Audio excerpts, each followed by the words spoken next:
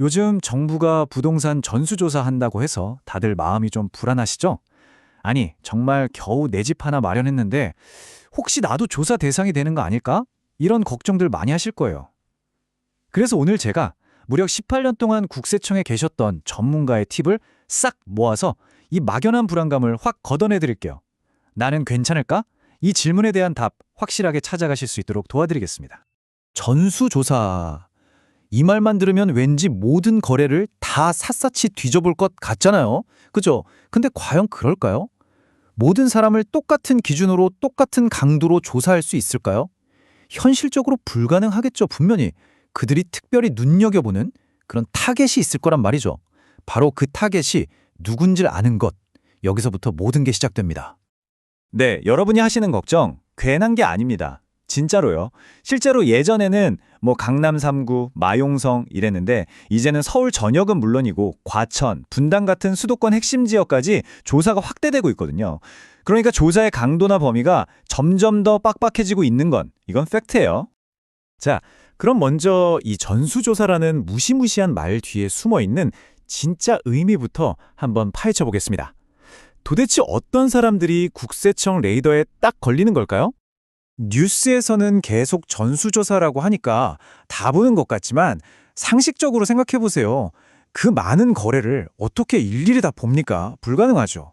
분명히 국세청도 우선순위라는 걸 정해서 움직일 거란 말이에요. 자, 그렇다면 그들의 레이더에 가장 먼저 딱 하고 걸리는 사람들은 과연 누굴까요? 핵심은 바로 자기자금 비율이라는 이 단어에 있습니다. 이게 뭐냐면요. 아주 쉽게 말해서 집 살 때 쓴 돈 중에서 대출이나 전세금처럼 남의 돈 빼고 진짜 내 돈이 얼마나 되냐? 이걸 보는 거예요. 예를 들어 내 예금이나 주식 팔아서 마련한 돈 같은 거요. 그런데 만약 이 내 돈의 비율이 터무니없이 낮다? 그러면 조사관들은 수많은 서류 더미 속에서 바로 여러분의 서류를 제일 먼저 딱 집어들게 되는 겁니다. 우리가 보통 생각할 때 대출 많이 받으면 무조건 위험한 거 아냐? 이렇게 생각하기 쉽잖아요?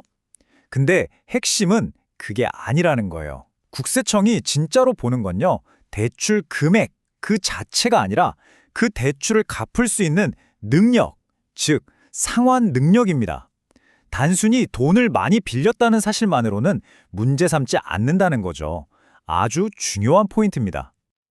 자, 이 전문가의 말을 한번 들어보세요. 이게 정말 확 와닿습니다. 예를 들어 50억짜리 부동산을 사면서 45억을 빌렸어요. 금액이 어마어마하죠.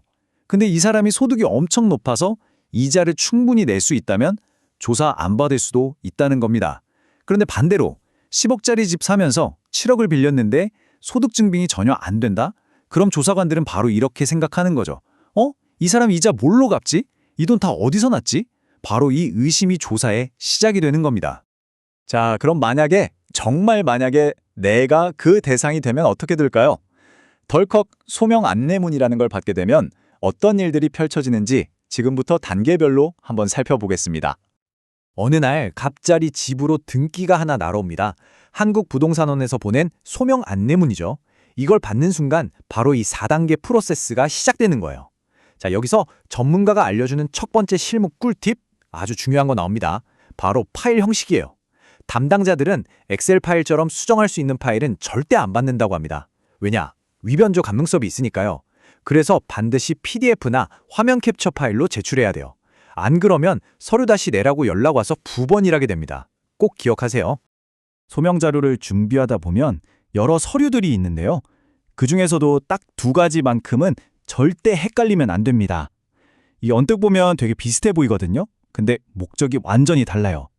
이 둘의 차이점을 정확히 아는 것, 이게 소명 준비의 첫 단추를 제대로 깨는 겁니다. 자, 보세요. 부동산 거래신고 소명서는요, 말 그대로 돈이 나간 걸 증명하는 거예요. 계약금, 중도금, 잔금이 계약서대로 잘 지급됐는지, 즉 지출을 보는 거죠. 반면에 자금 조달 관련 소명서는 그 돈이 어디서 들어왔는지를 보는 겁니다. 내 통장에 어떻게 그 돈이 마련됐는지, 즉 돈의 출처를 증명해야 하는 서류예요. 간단하죠? 하나는 나간 돈, 하나는 들어온 돈. 이렇게 기억하시면 쉽습니다. 근데 여기서 정말 많은 분들이 하는 실수가 있어요. 뭐냐면 이 소명서를 처음에 집 살 때 냈던 자금 조달 계획서랑 똑같은 거라고 생각하는 거예요. 절대 아닙니다. 생각해 보세요. 계획서에는 주식 팔아서 2억 만들어야지 라고 썼는데 막상 팔려고 보니까 주가가 폭락해서 그냥 부모님한테 빌렸을 수도 있잖아요. 바로 그거예요. 계획이 아니라 실제로 일어난 일, 실제 통장 거래 내역에 맞춰서 팩트만 정확하게 적어야 하는 게 바로 이 소명서입니다. 자, 이제부터가 진짜 실전입니다. 이 복잡한 과정을 무사히 그리고 순조롭게 통과하기 위한 전문가의 필살기, 실전 대응 전략을 알려드릴게요. 어떻게 하면 담당자들이 그냥 오케이 하고 넘어가게 만들 수 있을까요? 전문가의 첫 번째 조언은 의외로 굉장히 인간적인 데서 시작합니다. 바로 보기 좋은 떡이 먹기에도 좋다는 거죠. 한번 담당자 입장에 되어보자고요.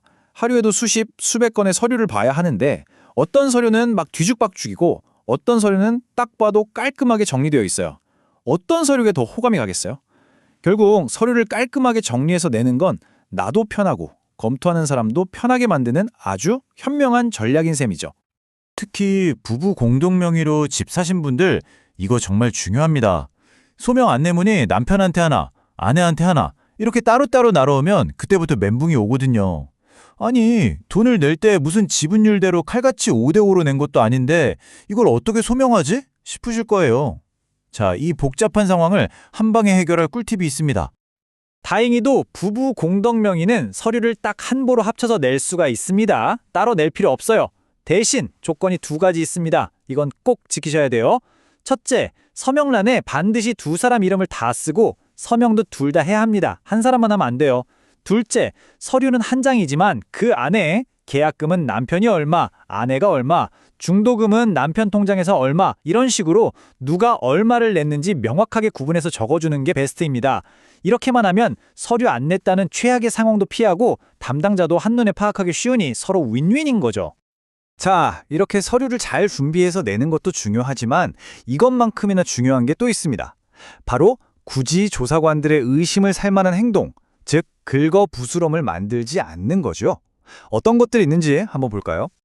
조사관들이 서류를 딱 봤을 때 이건 좀 냄새가 나는데? 하고 생각하게 만드는 대표적인 위험 신호 세 가지가 있습니다. 첫째, 집은 강남인데 중개사가 저 멀리 강서구에 있는 경우. 둘째, 다른 건 다 있는데 중개수수료 영수증만 쏙 빠진 경우.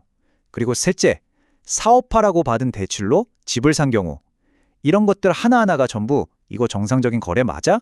라는 의심을 사게 되고 결국 더 깊은 조사를 받는 빌미가 될 수 있다는 겁니다. 아니, 상식적으로 강남에 있는 아파트를 사는데 왜 굳이 강서구에 있는 부동산에 가서 계약을 할까요? 보통은 집 근처에서 하잖아요. 조사관들은 바로 이 지점을 파고드는 겁니다. 혹시 아는 사람인가? 혹시 다운 계약서 쓰려고 일부러 먼 데서 한 거 아닌가? 이런 합리적인 의심을 시작하는 거죠. 이렇게 일반적이지 않은 선택 뒤에는 뭔가 특별한 이유가 있을 거라고 보는 거예요.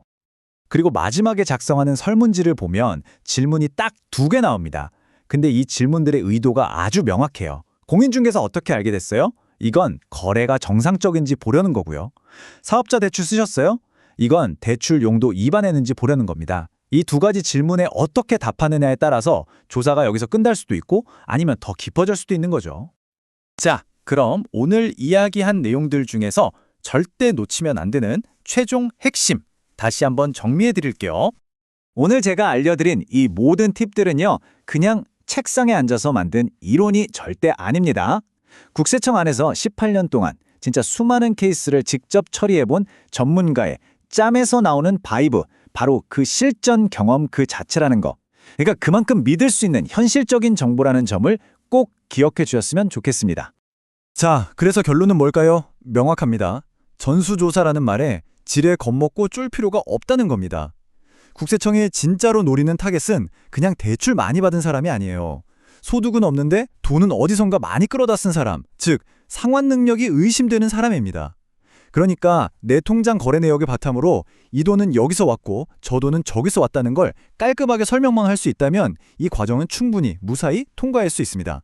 모든 서류 준비가 완벽하게 끝났다고 생각될 때 마지막으로 스스로에게 딱 이 질문 하나만 던져보세요. 내 자금 스토리는 이 모든 과정을 전혀 모르는 제3자가 들었을 때도 아, 그럴 수 있겠네 하고 고개를 끄덕일 만큼 상식적이고 간단한가. 왜냐하면 복잡하게 얽히고 설킨 자금 흐름은 그 자체로 또 다른 의심의 씨앗이 될 수 있으니까요.